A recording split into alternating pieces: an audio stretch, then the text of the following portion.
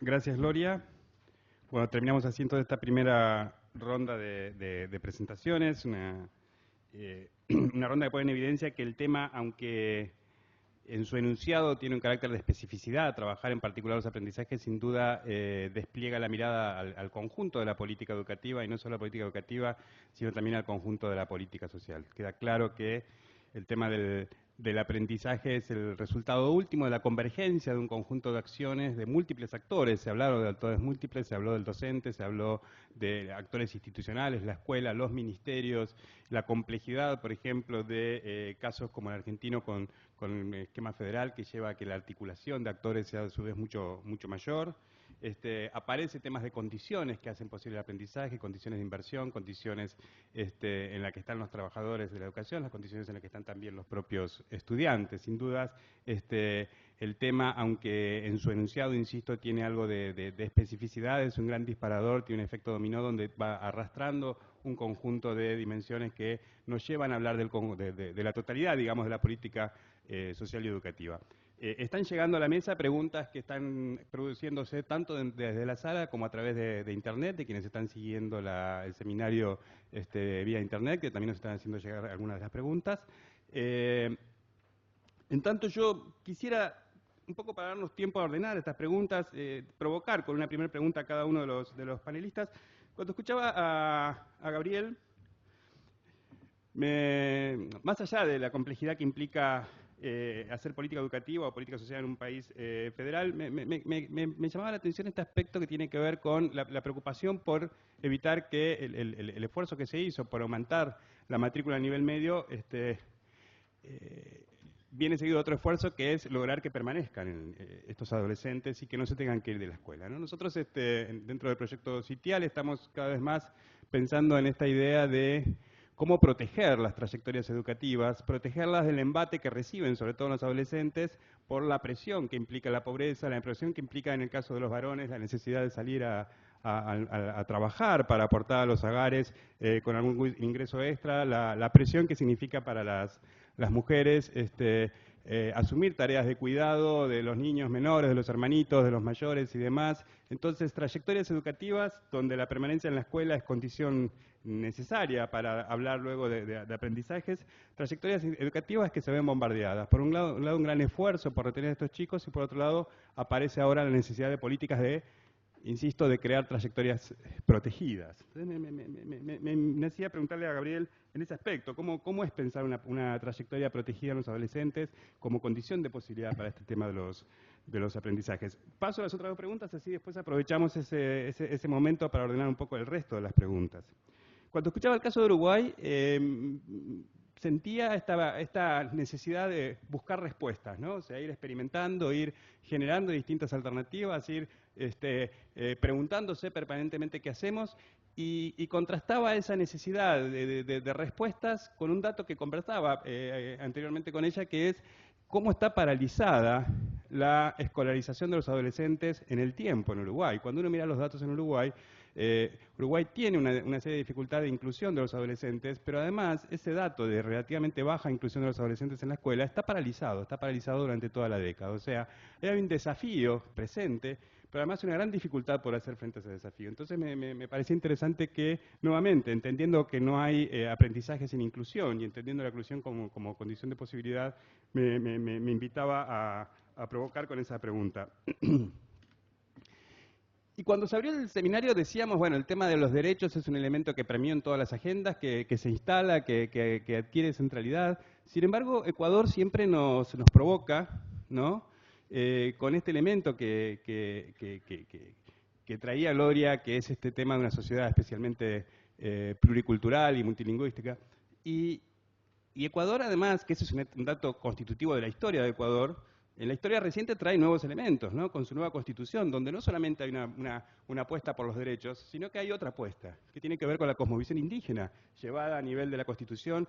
Entonces, ahí también, yo decía, los derechos llevan a pensar los aprendizajes de un modo distinto. Y yo me preguntaba, ¿y en Ecuador ¿qué desafíos provoca la incorporación de la cosmovisión indígena, el buen vivir, como elementos centrales en la planificación, como elementos centrales para pensar la sociedad ecuatoriana, para incluir esa cosmovisión que es constitutiva de sus orígenes como desafío educativo? Entonces, ¿qué es discutir aprendizajes y qué es discutir políticas de aprendizaje en una sociedad que opta por poner esta cosmovisión como un elemento central de su carta magna, digamos, ¿no?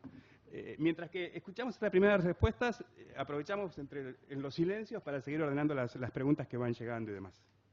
¿Quieres empezar, Gabriel? La verdad es que se me ocurre, vos preguntabas por la trayectoria protegida, yo leí un par de preguntas también, digo, para vincularlo, Okay. que me hacían acá y son un montón de preguntas, pero tratando de ser lo más exhaustivo en la respuesta. Me preguntabas por la trayectoria protegida y acá una colega que envía por internet, o sea que no está aquí, lo envía de otra parte, me preguntaba sobre, me gustaría saber cómo se concibe la autoridad pedagógica desde la política pública, ya que sabemos que hoy es un tema polémico, cómo se fortalece la autoridad desde las condiciones laborales propuestas por el Estado. Trato de juntarlas porque... A ver, a mí me parece que el conjunto de inversiones y de políticas que mencioné, que es un recorte, tienen que ver con proteger el derecho, porque me parece que la enunciación del derecho en el marco legal o de los discursos pedagógicos es una condición necesaria, pero no suficiente. Lo que nosotros tenemos que hacer es proteger y hacer efectivo el derecho de que los chicos estén en la escuela y de que puedan transitar la escuela con mejores experiencias en ella y terminar la escuela. En ese sentido, la verdad es que tu pregunta de las trayectorias protegidas me parece que tienen que ver fundamentalmente con el poner en discusión cuestiones que suelen ser incómodas. Hoy quizás no lo mencionamos, pero me parece que es responsabilidad del Estado y de las políticas públicas revisar y replantear el rol del adulto en la sociedad y particularmente el rol del adulto como docente en las escuelas y plantear fundamentalmente la responsabilidad ética y política que esto supone en torno a la protección de las trayectorias, pero fundamentalmente a el lugar de mediador y de transmisión que tiene la escuela. La verdad es que quizás hace algunos años venimos escuchando y somos también herederos de cierta concepción dual o de una falsa antinomia a propósito de la asistencia y la enseñanza, digamos, ¿no? A propósito del lugar de los adultos y de lo que tiene que hacer la escuela. Hay quienes dicen que hay escuelas que son para asistir a ciertas poblaciones y otras escuelas que son para enseñar. Y a mí la verdad que me parece que esta es una antinomia relativamente falsa, porque me parece que también es interesante para debatir y discutir la posición adulta en las escuelas, desde un lugar de responsabilidad política y pedagógica, que es imposible pensar en el marco institucional de la escuela en asistir o cuidar a otro, en este caso a un alumno, sin enseñarle. Y viceversa, es imposible enseñarle sin cuidarlo. Es, digamos, que la asistencia sin la enseñanza es mero paternalismo y la enseñanza sin el cuidado es mera instrucción. Por lo tanto, me parece interesante también esta falsa dicotomía para poder pensar en las condiciones en que aprenden los chicos en la escuela. Y a propósito de tu pregunta, creo que esto también ayuda a cuidar la trayectoria. Y una de las cosas que más ayuda a cuidar la trayectoria es estar convencidos y trabajar en torno a la generación de condiciones de mayor participación en las escuelas. Y cuando digo de mayor participación, le digo, esto es el mejor tributo que podemos hacer a la construcción y al mejoramiento de la democracia. Mayor participación de los alumnos en las escuelas secundarias, mayor participación de los docentes en las definiciones curriculares, institucionales, políticas de la escuela y mayor participación federal en términos globales. Yo les diría que, en todo caso, es interesante pensar que las escuelas van a ser mejores escuelas en la medida que podamos generar mayores niveles de participación en ellas. Y en ese sentido, no toqué el tema, el ministro lo nombró, pero en nuestro caso, la propuesta de lo que es nuestra escuela, o sea, el Programa Nacional de Formación Permanente, que va a abarcar al 1.000.000 de docentes en 3 años, estamos en un tercio empezando ahora, tiene como finalidad justamente generar instancias institucionales participativas. Y respondo la última pregunta que me llegó, de justamente a propósito de eso, que una colega aquí escribió: ¿por qué no se brindan los datos del IMES a grupos de escuelas de la misma zona o contexto para que las escuelas puedan compararse entre ellas y aprender en conjunto de lo que hacen bien. Nosotros decidimos que en una primera etapa lo importante es cada uno conocerse mejor a sí mismo, antes de, en todo caso, proveer de la información a escuelas similares o de la misma zona. Pero nuestra escuela, como Programa Nacional de Formación Permanente, que ya está lanzado a 17.000 escuelas, o sea que está siendo... es más que un tercio de lo que nos habíamos planteado en cuanto a universo escolar y docente. Estamos generando las instancias de trabajo interinstitucional de modo tal de juntar a las escuelas con las escuelas de la propia zona y trabajar cuestiones como, por ejemplo, lo que estamos proponiendo a través de un conjunto de materiales que tienen que ver con no solo las informaciones de IMESA, sino los procesos de evaluación institucional participativa, que estamos desarrollando como propuestas desde los equipos centrales del Ministerio con los equipos federales, y un dato que no es menor, sino que en todo caso le da y le agrega valor social, cultural y político en coincidencia y en un trabajo mancomunado y cotidiano con todos los gremios docentes a nivel nacional y provincial, lo cual le da mucho más institucionalidad y le da y garantiza más continuidad como políticas de Estado y no como políticas de gobierno.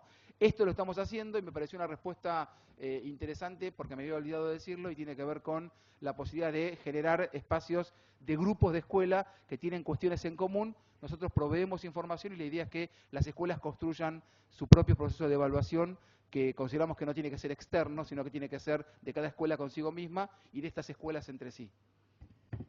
Gracias. ¿Nos contás? Cuento. Ya incluso en la medida en que pudiste incorporar las nuevas preguntas, pero bueno, básicamente quedaba esta preocupación por la... Sí, por la educación media, Sí. lo que conversábamos antes de empezar contigo, y sí, es preocupación en Uruguay la educación media. Es una gran preocupación que viene de la mano de una herencia que colocaba a los liceos como los lugares a los que se podían enviar a los chicos con mejor desempeño, mirándolos como instituciones que podían ir vislumbrándose como el antecesor a una formación superior, y las escuelas técnicas del otro subsistema de educación media, como donde la propuesta educativa tiene este equilibrio bien interesante de lo práctico con lo teórico, como las instituciones a las que, bueno, allí íbamos a inscribir a los alumnos con menos posibilidades, con las bajísimas expectativas de que pudieran seguir el camino de la educación superior. Desde esa idea que venía, como yo decía, en generación de otras políticas, el desafío para nosotros es dar respuesta realmente a lo que nuestra población pide, siente y demanda, que es una mirada integral con relación a la educación media, toda una con grandes perspectivas. Yo les voy a decir una anécdota. Cuando llega el momento de las inscripciones de los chicos que egresan de educación primaria, frente a las escuelas técnicas hay largas colas de adultos esperando tener un lugar, porque son muchas menos, lo vimos hoy en los números, las instituciones de educación técnica. Y eso dice algo.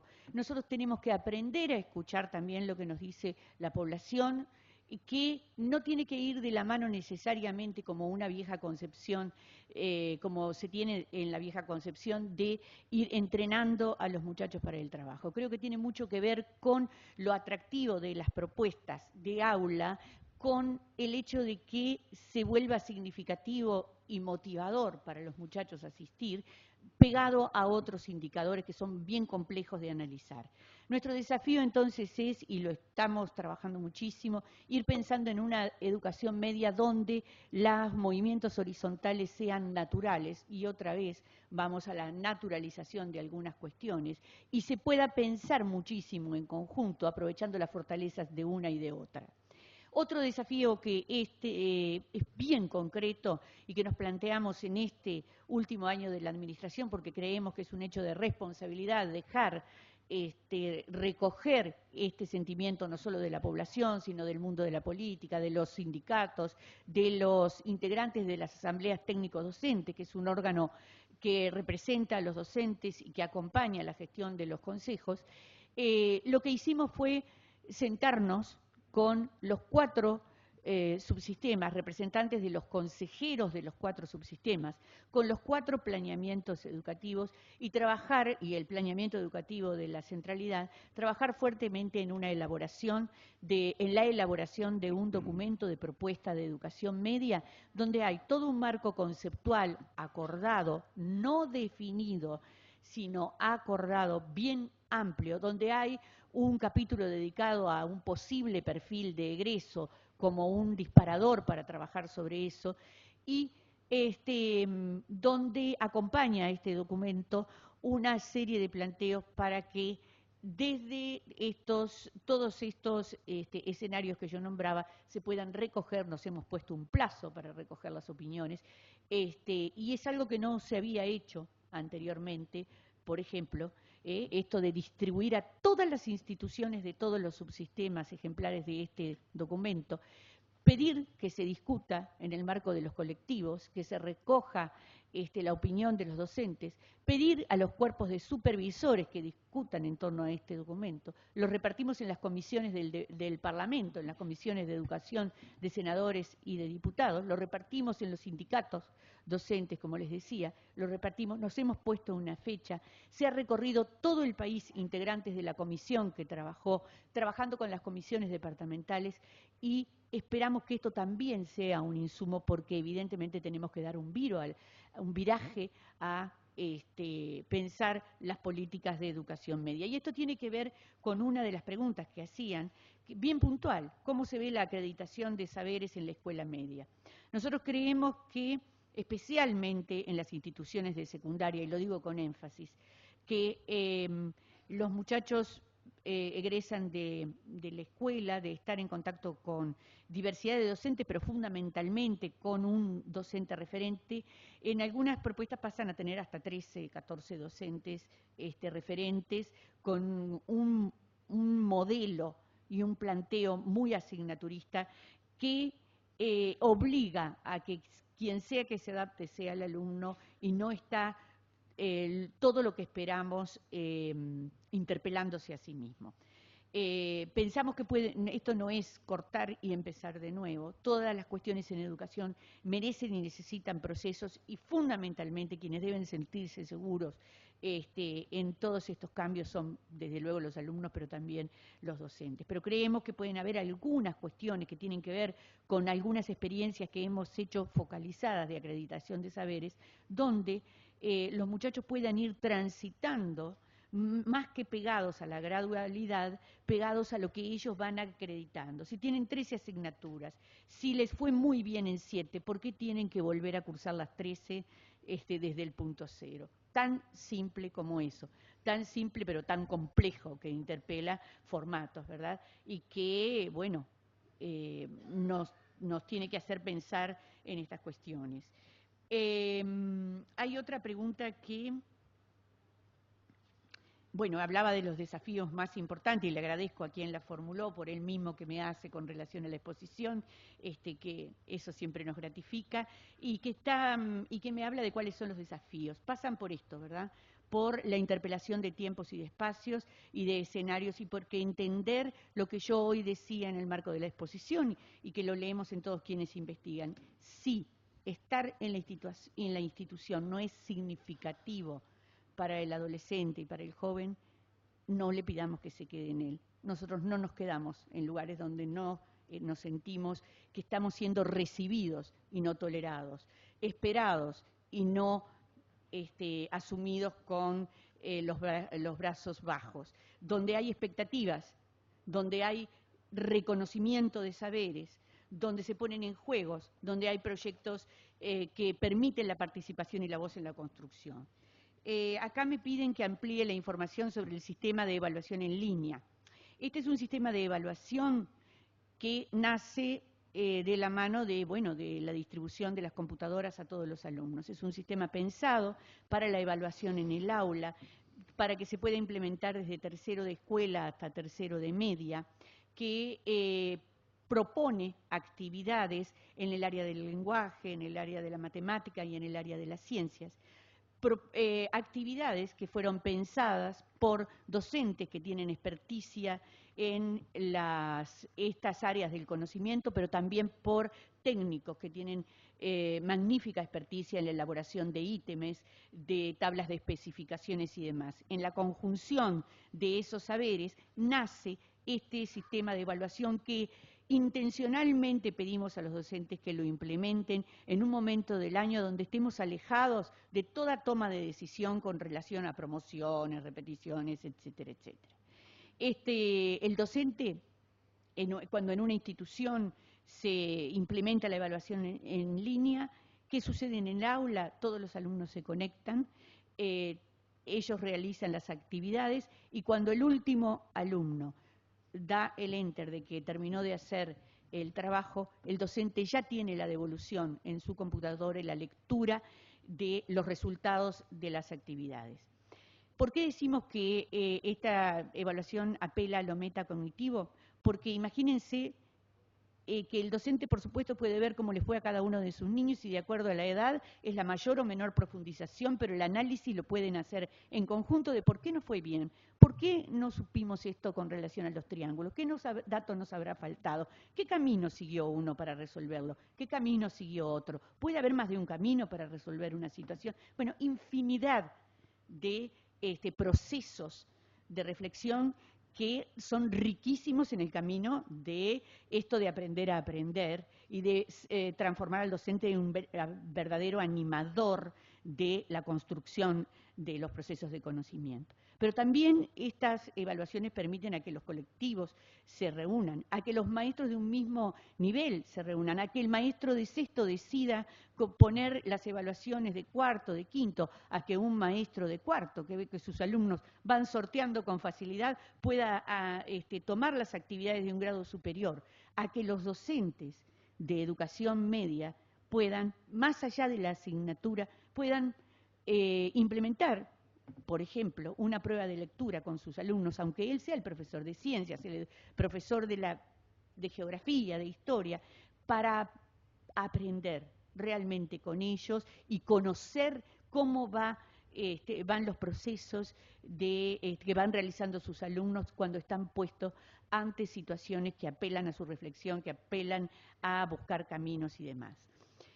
Nosotros tenemos mucho éxito en la implementación de la evaluación en línea en primaria y este año ha sido un año en el que hemos puesto mucha fuerza para que se implemente en media, que es donde más nos cuesta, pero es un sistema al que ustedes pueden entrar a la página de ANEP, www.anep.edu.uy, y allí sea Sistema de Evaluación de Aprendizajes, y hay muchísima información sobre esto y me parece que es una estrategia que habla de que la tecnología se puede optimizar en beneficio de los aprendizajes. Te quedan algunas sin contestar, pero vamos a dar la palabra a otros para ver si podemos manejar bien los tiempos. Te escuchamos. Sí, bueno, aquí tenemos algunas preguntas. Algunas están referidas al tema del desarrollo profesional en ejercicio, ¿no? Y otras al tema de acompañamiento al docente que se desarrolla desde la política educativa. Aquí tenemos, bueno, varias cosas para comentarle. Una de ellas es que el acompañamiento a los docentes se dio en un primer momento desde la construcción de un sistema que se conoció como CIPROFE. Es un sistema que tuvo prácticamente 30 cursos a los cuales los maestros podían acceder a través del sistema universitario. Eran cursos que, si bien estaban diseñados por el Ministerio de Educación con el acompañamiento de especialistas en distintos temas, eran temas de interés, digamos, de actualización, de interés, de falencias, en fin. Estos cursos diseñados por el Ministerio de Educación con el acompañamiento de asesores educativos fueron prescritos de esa manera y apalancados por todo el sistema universitario, es decir, universidades que hicieron convenios con el Ministerio de Educación para poder replicar estos cursos y así llegar a un mayor número de maestros. Fueron miles de los maestros que se acogieron a estos módulos de desarrollo profesional en ejercicio y estos eran de muy diverso tenor, es decir, desde el tratamiento de la inclusión educativa en las aulas hasta el mejoramiento del pedagógico en temas como matemáticas y lenguaje, en fin. Esto por mencionar uno de los proyectos. El otro tiene que ver con la creación de una Universidad Nacional de Educación, la UNAE, esta Universidad Nacional de Educación. La idea es no solamente incidir en la formación inicial de los docentes, sino también permitir el desarrollo de líneas de investigación, de líneas de profesorados especializados en algunas áreas, como puede ser la inclusión educativa, justamente. Después, la construcción de figuras profesionales, asesores educativos, auditores, esto ya lo mencioné, lo conté, el tema del mentorazgo, como posibilidades para acompañamiento, no solamente a los maestros, sino a la escuela en su conjunto en relación a los resultados que la escuela haya obtenido. Tampoco con el afán de culpabilizar escuelas ni maestros, sino de acompañar y de establecer planes de mejora. Estos planes de mejora tienen un sentido, que es que en relación al proyecto educativo institucional permitan a la comunidad educativa reflexionar acerca de sus fortalezas y también acerca de las dificultades que pueden haber tenido en la aplicación de determinados contenidos o programas. Una de las preguntas tiene que ver con cuál ha sido el resultado en términos de mejora de los aprendizajes de este llamado, digamos así, a que se incluyan talentos en el ejercicio docente. O nuevos talentos, porque talentos ya teníamos, digamos, dentro del sistema educativo. Creo que la respuesta a eso es muy temprana aún, no podría yo aventurarme a dar una evaluación de cómo nos ha ido con estos programas de estímulo a nuevos docentes. Pensaría que en términos generales han sido muy bien recibidos y han tenido gran apoyo, pero más allá de eso no hay en este momento, por lo menos no conozco que exista una evaluación que dé cuenta de cuál ha sido su impacto, digamos así, en la mejora de los aprendizajes. Me atrevería así a formular una hipótesis, pero nada más. Gracias.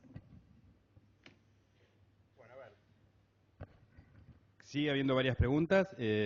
Podemos empezar una segunda ronda para las que quedaron pendientes. En el caso de Gabriel, ahora que le llegaron varias, yo le invitaba a que eligiera algunas. Sí, hay varias preguntas que llegaron, perdón, sí, que remite a dos temas que son los que van a ser desarrollados mañana. Hay unas 3 o 4 preguntas que remiten al tema de las evaluaciones, cómo las evaluaciones impactan y demás. Me parece que, aunque van a cambiar los actores, me parece que son preguntas que es más interesante poder discutirlas cuando hayamos tenido el panel y demás. Y hay también 2 o 3 preguntas sobre formatos institucionales y aspectos que hacen a la cuestión que se va a discutir en el primero de los 2 paneles, por lo cual, disculpen, a la hora de seleccionar entre todas esas preguntas quedaron en principio afuera. Van a quedar otras también afuera porque son muchas las que llegaron, pero bueno, Gabriel. Yo leí 16 preguntas y voy a intentar juntar algunas preguntas para poder contestar con alguna respuesta 3 preguntas juntas, pero no las 16, así que pido disculpas. Sí, me comprometo a poder responderlas, pero algunas tienen respuestas puntuales que está bueno poder aprovechar este espacio y darlas. Aquí hay alguien que pregunta, en el Consejo Federal de Educación, ¿cómo se procesan las discrepancias?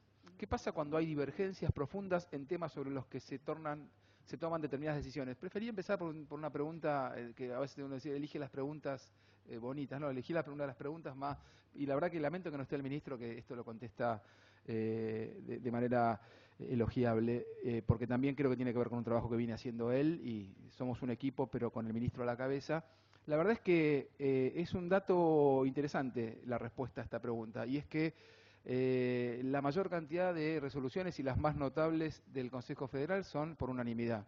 Y esto es interesante como respuesta para pensar justamente en el desafío que hoy tenemos como escuela y que en ese sentido el Consejo Federal está ejerciendo un rol protagónico y quizás como ejemplo que tiene que ver con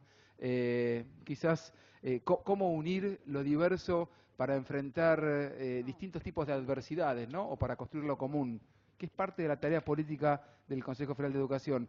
Se me ocurren un montón de ejemplos, pero por ejemplo decirles que, todos ustedes saben, de las 24 provincias que componen el Consejo Federal, hay colores políticos diversos. Lo digo especialmente contándoles los que vienen y están escuchando porque no son de este país. Sin embargo, vuelvo a insistir, las definiciones de todo tipo en política educativa y las resoluciones que mencioné se votaron de manera unánime. Esto tiene que ver con definiciones que alientan la posibilidad de pensar en transformaciones políticas educativas como políticas de Estado y no simplemente como políticas de gobierno. Y también me permito decir, y tomo como ejemplo lo que estuvo en los medios sonando fuerte hace un tiempo, que a veces hay que reconocer, es un problema, pero hay que reconocer, suena más fuerte lo que pasa en Capital Federal que en otros lados, pero así sucede. Por lo tanto, recuerdan el conflicto que hubo con el tema de las orientaciones del secundario en la Ciudad de Buenos Aires. Bueno, nosotros venimos, lo cuento rapidito, de un sistema con cientos de títulos en el secundario, y una de las decisiones políticas de este Consejo Federal, a partir de del comienzo de la última década, tiene que ver con poder reducir el número de orientaciones, así como, por ejemplo, el número de espacios curriculares o materias en la escuela. Ustedes saben que el número que hemos puesto como consenso tiene que ver con 10 materias o espacios curriculares a los que se están ajustando el conjunto de las provincias con alguna diferencia menor. En el caso de las orientaciones, recuerdan que eran 10. Y por el planteo de no solo la Ciudad de Buenos Aires, sino otras 3 provincias, lo que se hizo fue generar una comisión del propio Consejo Federal, integrada por 2 ministros, me tocó integrarla a mí por la subsecretaría que conduzco, y se generó un conjunto de respuestas en función de las pertinencias de orden conceptual, procedimental, pero fundamentalmente vinculada a los contenidos de estas orientaciones, y se decidió que del conjunto de pedidos que aparecieron se respetaron y se incluyeron 3 más. Por lo tanto, hoy las orientaciones en las que se está trabajando para la transformación de la secundaria son 13, cuando eran 10. Y este fue el procedimiento de discusión a partir de una diferencia que apareció en el Consejo Federal. Podría hablarles de cada una de las resoluciones de las que conozco en el último tiempo, pero me parece una pregunta interesante para, en todo caso, justamente responder por los funcionamientos democráticos del Consejo. Y lo otro que quería responder, que es también puntual, tiene que ver con algo que pregunta Celina, y con respecto a este manual de procedimientos o pautas. En realidad yo hablé de la guía federal de orientaciones para intervenir en situaciones complejas de la vida escolar.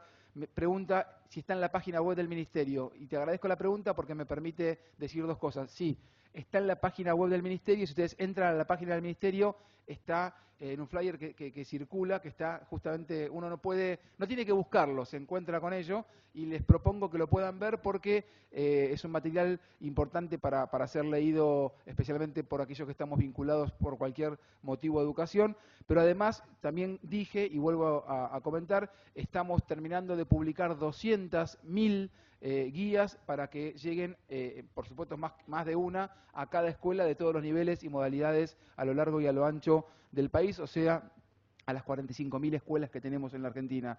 Me parecía importante responder eso. Y lo último, también chiquitito, me preguntan cuál es el rol que se le da al supervisor en la mejora de los aprendizajes. Y también agradezco esta pregunta, daría para 3 horas más, pero la respuesta es un rol clave. El supervisor es quien asesora, quien coordina y supervisa naturalmente en la cadena del sistema a los directivos. Y es complejísimo su rol. Decir que en realidad nosotros creemos que no solo la inclusión, sino cualquier proceso de política educativa no es solamente top-down, no es que baja y debe instalarse como algo que se implanta, sino que hablamos de procesos de implementación. Como bien nos enseñara Justa Espeleta en varios de sus tratados pedagógicos, pero además por el ejercicio de las políticas educativas. Y los supervisores son figuras claves en la construcción de las políticas de inclusión, de enseñanza y de aprendizaje. Por lo tanto, decirles que los supervisores van a ser convocados como un actor clave y protagónico para hacer todo un encuentro de formación permanente con ellos en el marco de nuestra escuela. Pronto tendremos una reunión con todos los supervisores en la Ciudad de Buenos Aires y trabajaremos con ellos en el marco de nuestra escuela. Pero además decirles que además de eso, concebimos que son parte de la construcción de la política y no alguien al quien hay que esquivar. Me parece importante decirlo crudamente porque tiene que ver con los modos de construir políticamente la educación en el cotidiano. Pero aproveché la pregunta para dar respuesta sobre un actor. Así podríamos hablar un rato sobre los directores, sobre los maestros, hasta llegar incluso a los ministros. Pero me parece interesante a veces dar discusiones sobre los actores cuando hablamos de aprendizajes. Gracias, Gabriel. Bueno, vamos cerrando, pero hay una última pregunta. Entre las preguntas también hay varias que vienen dirigidas a los 3 panelistas. Y hay una que me parece interesante porque retoma justamente este último punto que estaba marcando Gabriel, que es el tema de los actores, que además es un tema que apareció en las presentaciones, justamente el tema del entramado, las relaciones de actores y los distintos roles que ellos tienen.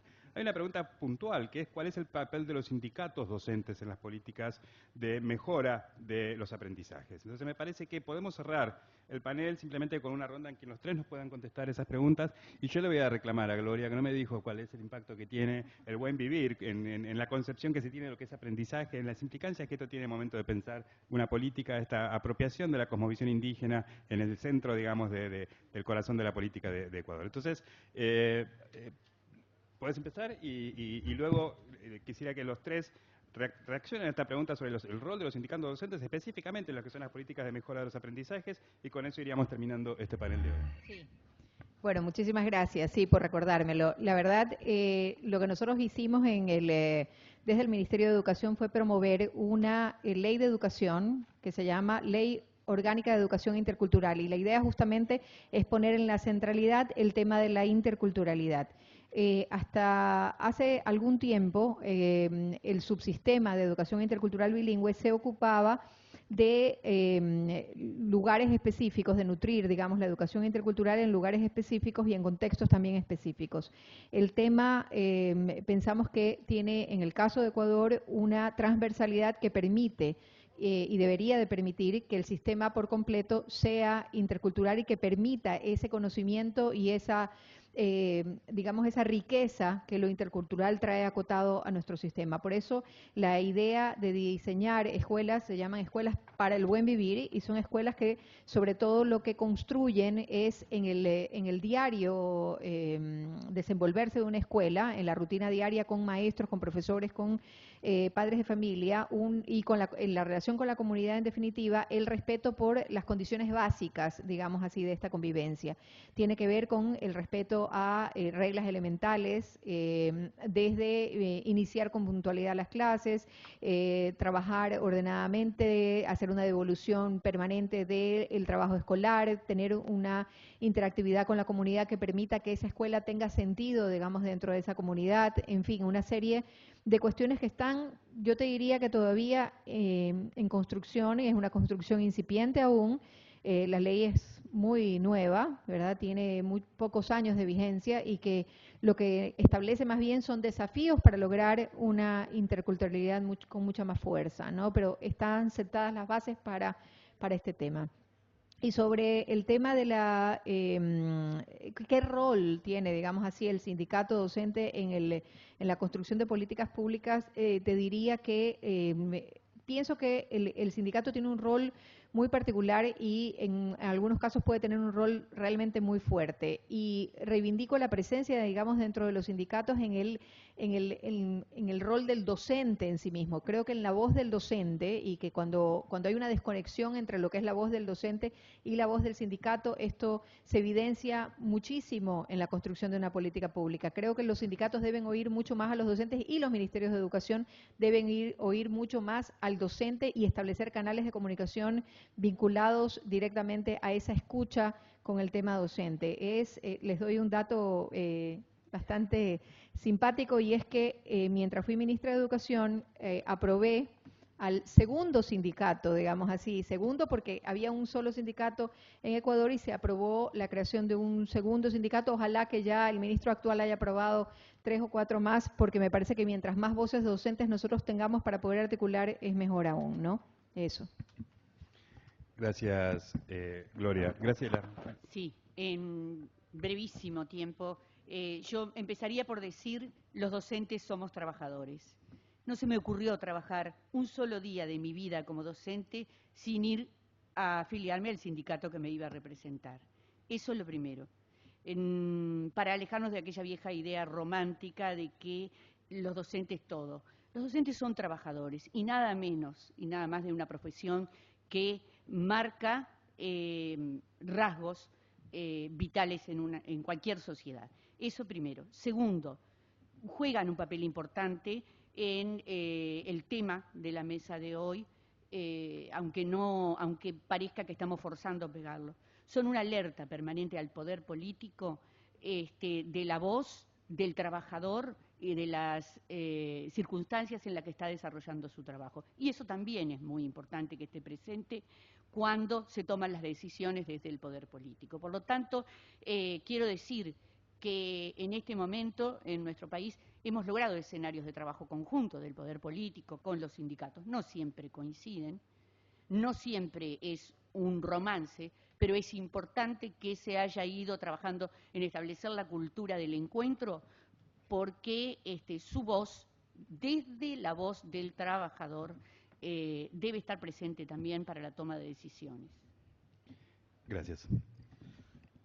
Me gustaría sumarme y aprovechar lo que Graciela dijo, porque compartimos plenamente esta idea de que los docentes somos trabajadores, y la verdad es que en nuestro caso la relación con los gremios, yo para ser lo más claro posible diría que somos socios claramente por convicción y no por conveniencia. Y en ese sentido, no solamente deudores de un respeto enorme por la lucha que han tenido los gremios, especialmente siempre, pero especialmente en la década del 90, sino que hemos construido política pública en forma conjunta. Con los gremios trabajamos en forma conjunta, con los gremios tenemos muchas diferencias, con los gremios atravesamos situaciones complejas cuando hay que discutir las paritarias, pero las paritarias son una institución, nos ha ido bien, no nos ha ido bien con las paritarias, y sin embargo ambos coincidimos en que es una herramienta pero clarísima de construcción y de profundización democrática,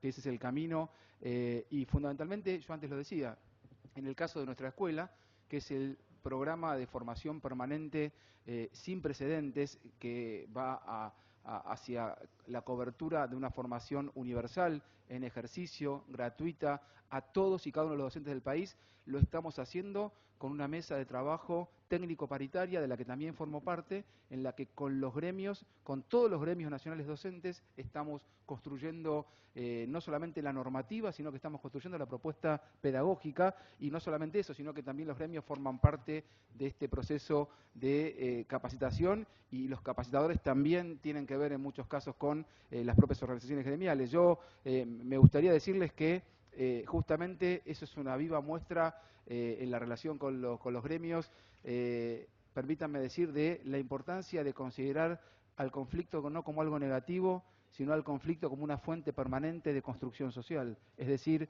en todo caso, negar el conflicto es lo que está directamente relacionado con el aumento de diferentes formas de violencia, por decirlo de una manera, a nivel social o pedagógico. Nosotros creemos que el conflicto es inherente a la condición humana, y en ese sentido el conflicto es aquello que debemos procesar y tramitar, en este caso con los dos actores que vos mencionaste, pero en todo caso también es interesante pensarlo para pensar en mejorar los aprendizajes tomando en cuenta otros actores. En este caso abordamos los conflictos y tratamos de que no se enquisten ni de negarlos, porque es tan negativo negarlos como que se enquisten. Los conflictos son fuente de construcción de la política pública, y la verdad que sentimos que es un orgullo y un placer, no desprovisto de tensiones, trabajar con los gremios, de quienes además de resolver cosas juntos, también aprendemos y venimos aprendiendo mucho.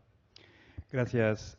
Bueno, quiero agradecer a los tres panelistas por haber aceptado la invitación, por haber venido y por la calidad, por el encanto, el entusiasmo de las presentaciones. Dos cositas últimas les quiero decir. Por un lado, como recordarán, estamos transmitiendo esto también online. En el transcurso de la tarde hubo 2.800 participantes conectados en distintos momentos. A través del hashtag del seminario IPE, en el día de hoy tuvimos un alcance de 17.000 usuarios que se informaron sobre el evento. Y esto hace referencia, digamos, a la potencia, al espacio que implica el uso de las redes sociales, y a quienes están en red y a quienes están aquí.